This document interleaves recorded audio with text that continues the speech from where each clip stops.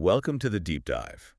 Today we're plunging into something pretty intense, a document that might just change how you look at the streets you walk down every day. That's right. You've brought us the Countdown Codex, Radiation Ritual, and the Final Broadcast by Frank Rodriguez. And it starts with some really striking claims. Stuff like West New York isn't just a town, it's a containment corridor. And that radiation isn't metaphor, it was method. It definitely grabs your attention. It really does. So our mission today, yours and ours, is to unpack the core idea here.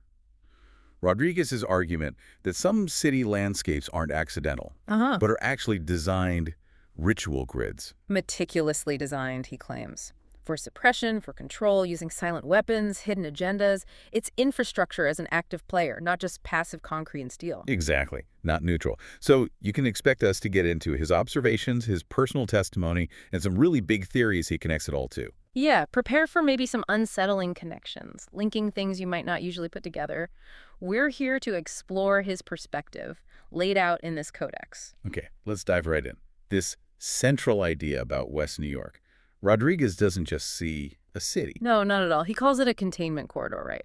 And he paints this picture of it being stitched, that's his word, stitched with broadcast glyphs, shell buildings, and silence vaults. It sounds almost like something out of fiction, but he's talking about real streets, real buildings, this idea of ritual infrastructure. What does he mean by that? Well, he's saying the layout, the specific buildings, the utility placements, none of it is just functional or random. It's all part of a larger design, a grid. A grid For control. Specifically, he argues, to suppress testimony people's stories, their witness accounts, and to erase lineage, like family or community history. Even, he suggests, to rehearse societal collapse. That's a heavy claim. He calls this containment logic, not urban planning.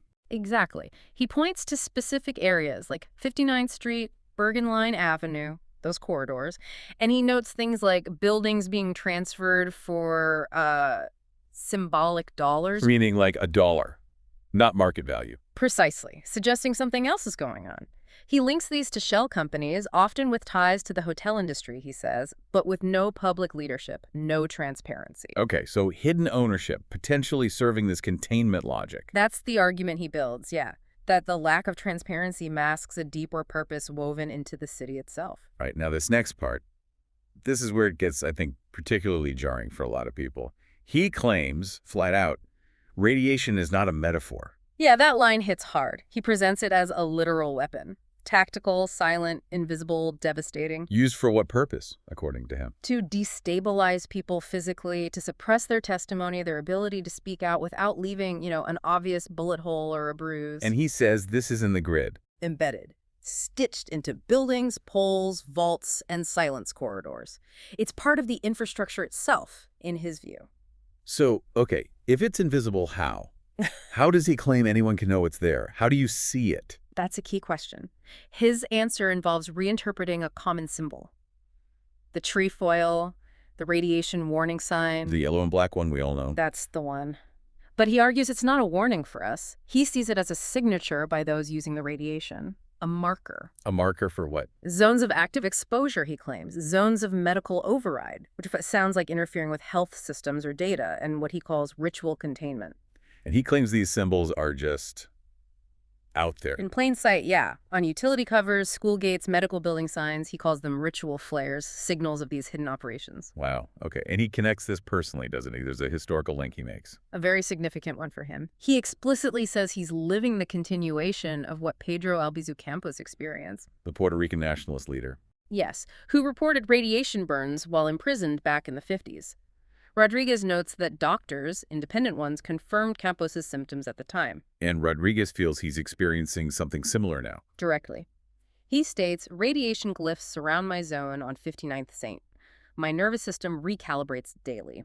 He sees his own physical symptoms not as illness, but as codex entries. Meaning evidence, data points for his theory. Exactly. It's his way of saying he refuses to just be a victim to collapse. He's documenting it as part of the codex. So if radiation is the weapon and the grid is the delivery system, how does this translate into the physical city?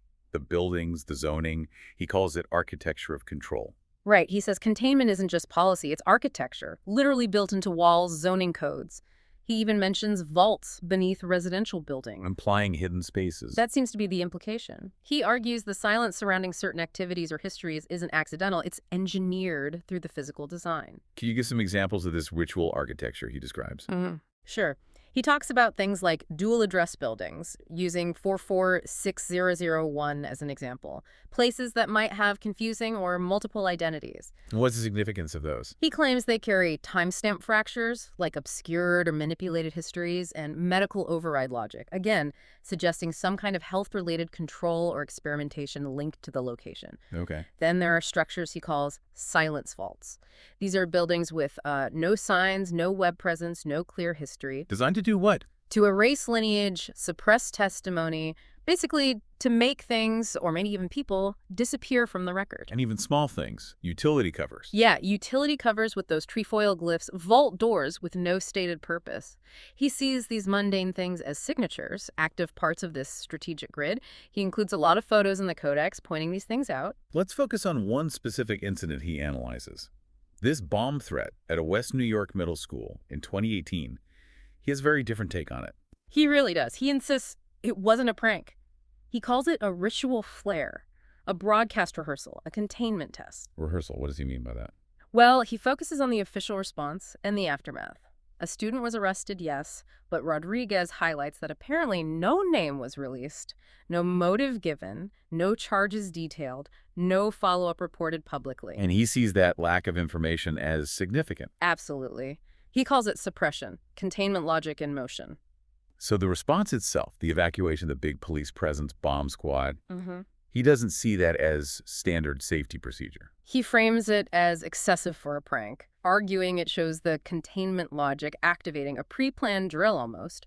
The silence afterwards for him isn't about protecting a minor, it's about suppressing what really happened. And the student. In his narrative, the student wasn't the real threat, but maybe a witness or even something he calls a guardian node, like a key point in a network whose signal, whose story had to be buried. It's a radical reinterpretation. It definitely is. And from this very local event, he then expands outwards to a much bigger, almost sci-fi sounding concept. Operation Bluebeam. Right. He says Operation Bluebeam isn't science fiction. It's broadcast rehearsal. What's his take on it? He sees it as another layer of this containment strategy, but disguised as spectacle. The idea, he claims, is to simulate some huge event, a divine intervention, an alien landing, something celestial. To what end? To cause mass panic, confusion, and then use that chaos to install a global control system. And the really chilling part of his claim is, Bluebeam isn't coming, it's already rehearsing. Already rehearsing. Yeah. How does he connect that back to the stuff in West New York? That's where it gets fascinating, or disturbing, depending on your view. Those surveillance poles, they become transmitters in this context. The sky itself, a potential screen for projections, maybe drone activity, sonic manipulation, layering illusions over reality. In silence. Silence becomes a weapon again, preventing the truth from getting out. And he expands this even further, talking about WW3 triggered from inside. Not a traditional war. No, not armies and tanks. A war fought with frequencies, flares, and formatting. He views things like economic crashes, medical crises, social division, not as random events, but as engineered setup conditions. Designed to destabilize society from within. That's his argument. To make people fractured, compliant, ready for whatever control system is planned, it connects the local infrastructure directly to these huge global theories. So the control isn't just physical or atmospheric, it extends into our technology too. Definitely. He argues containment isn't limited to buildings, poles, or vaults. It extends into the digital layer. What does that look like? He talks about digital sovereignty under siege. Our phones, our computers, devices being locked down, updates forced on us without real consent. Even encryption, he suggests, can be flipped. How so? Used not to protect data, but to prevent escape. To lock users into controlled systems rather than securing their privacy from them. Okay, that's a lot to take in. Within this framework he lays out, does he offer any way to resist? Any way out? He does. He talks about what he calls sovereign users, people who actively push back against this digital control by taking technical control, formatting their own systems, bypassing bootloaders, installing clean operating layers, basically refusing to be dependent on the cloud, on corporate systems, encrypting things themselves on their own terms. Taking back control of their own tech. Exactly. And then there's another layer, understanding the code behind it all. He gets into symbols, numbers, and the Mythic code. This sounds like numerology or something similar. He uses systems like supreme mathematics, where numbers have conceptual meanings, like 7 is God, 6 is equality, and 9 is born in the supreme alphabet.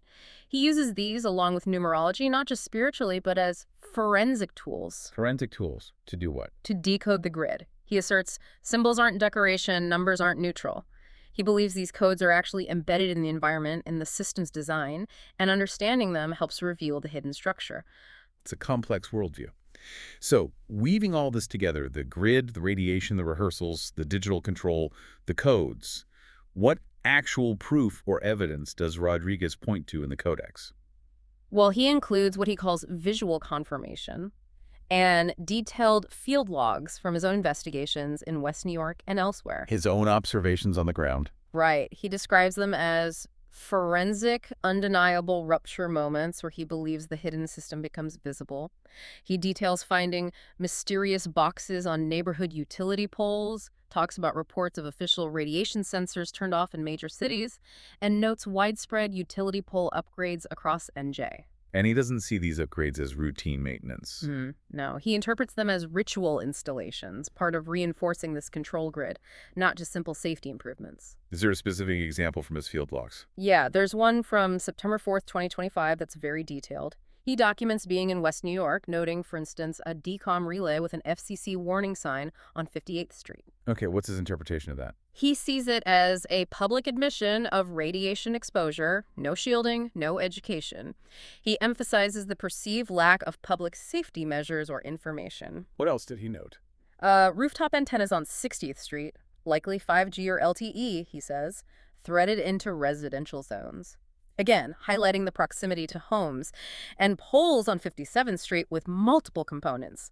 Transformers, vented control boxes. The standard utility equipment. Not to him. He notes one had a green light indicating an active signal relay. For Rodriguez, these aren't just random pieces of tech, they're proof. Proof that Radiation is not hidden, it's normalized, and that surveillance is not passive, it's fused into the everyday environment. It's all part of the active grid, he describes. So as we wrap up this deep dive into this Countdown Codex, what really stands out to you, thinking about our listeners, we've gone through this really radical view of West New York as a ritual grid. Yeah, this stage for silent radiation, architectural control, these broadcast rehearsals, it extends from streets and poles right into our phones and even ancient symbols. It's quite a journey Rodriguez takes us on. And his own stance throughout is quite defiant, isn't it? Absolutely. He never positions himself as just a victim. He calls himself a codex carrier. He's actively refusing collapse, refusing to be silenced. He wants to be a transmitter, he says, of archive fire. Right. That final statement is powerful. I refuse collapse. I format the rebuttal. I activate the archive. It's a declaration of resistance, of continuing the work despite what he perceives. It certainly challenges us, maybe you listening right now, to look at our surroundings differently. Are the poles just poles? Are the buildings just buildings? Are the systems we use every day truly neutral? Or could they, as this codex provocatively suggests, be humming with unseen agendas, part of a larger, quieter form of control? It leaves us with a really potent thought, doesn't it? What if the most significant struggles aren't happening on some far-off battlefield, but are being subtly played out, rehearsed, even detonated within the familiar infrastructure of our own neighborhoods? Something